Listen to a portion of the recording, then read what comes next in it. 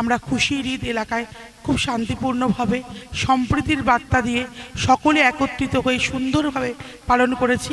কারণ আমাদের মুখ্যমন্ত্রী বলেন ধর্ম যার যার, উৎসব সবার।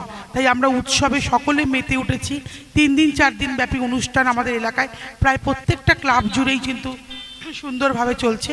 প্রত্যেকবারই এখানে ঐক্যতান ক্লাব খুব সুন্দর করে এই অনুষ্ঠানটা ইসলামিক অনুষ্ঠান করে থাকেন, ধর্মীয় অনুষ্ঠান।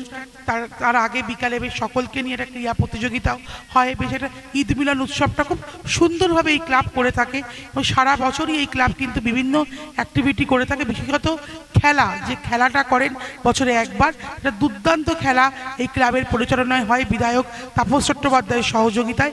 সুন্দর খেলা, এলাকার সকল মানুষেরা এখানে একত্রিত হয়, বিশেষ করে মা বোনেরা অবধি সেই খেলায় সকলে অংশগ্রহণ করেন। মানে দর্শক আসলে তারা অংশগ্রহণ করেন, সকলে মিলে এখানে খেলাটা একটা উৎসবে পরিণত হয়।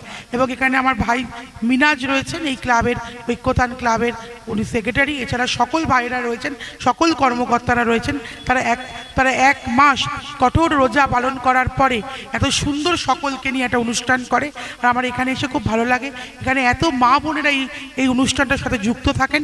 প্রত্যেকবার আমি এসে দেখেছি প্রচুর মা বোনেরা এখানে থাকেন। এক মাস রোজার মাসে, এক মাস এই গরমের মধ্যে সমস্ত উপবাস করার পরেও আপনারা এই ঈদ, খুশির ঈদ হয়ে যাওয়ার পরে এই 2-4টে দিন একটু আপনারা সকলে মিলে এই ইসলামিক অনুষ্ঠান থেকে আরম্ভ করে ক্রীড়া প্রতিযোগিতা একটু সকলে উপভোগ করেন।